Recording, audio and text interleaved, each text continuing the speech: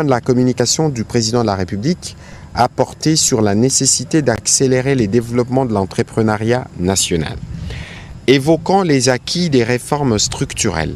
opérées dans les secteurs de l'entrepreneuriat, le président de la République note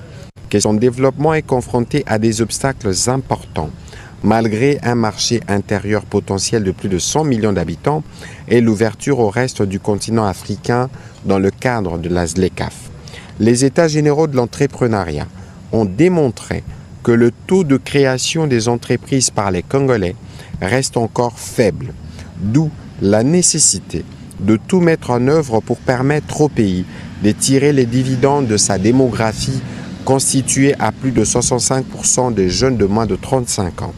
En dépit des efforts et solutions apportés par le gouvernement à la problématique de l'emploi, force est de constater que l'écart entre l'offre et la demande d'emploi est toujours aussi important, du fait notamment de la croissance démographique. C'est pourquoi, en vue de permettre à l'entrepreneuriat de jouer pleinement son rôle des créations d'emplois et des richesses pour notre pays, le président de la République a instruit le gouvernement à prendre rapidement les mesures d'application de l'ordonnance loi numéro 22/030 du 8 septembre 2022 portant promotion de l'entrepreneuriat et des startups.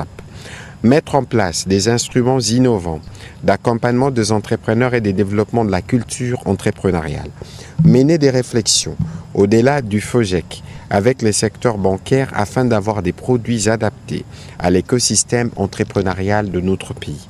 Sous la coordination de la Première ministre, le vice-premier ministre, ministre du Plan, celui des Finances et de l'Industrie et Développement des PME, ont été appelés à produire une feuille de route à court terme alignée au programme national du développement de l'entrepreneuriat congolais pour la matérialisation de cet objectif. Le gouvernement devra tenir compte des domaines d'activité constituant les forces de chaque province, de l'approche filière et développement des chaînes de valeur, de la protection environnementale, de l'accompagnement des personnes vulnérables et de l'exploitation des possibilités offertes par l'utilisation des nouvelles technologies de l'information et de la communication en vue d'augmenter les opportunités d'affaires.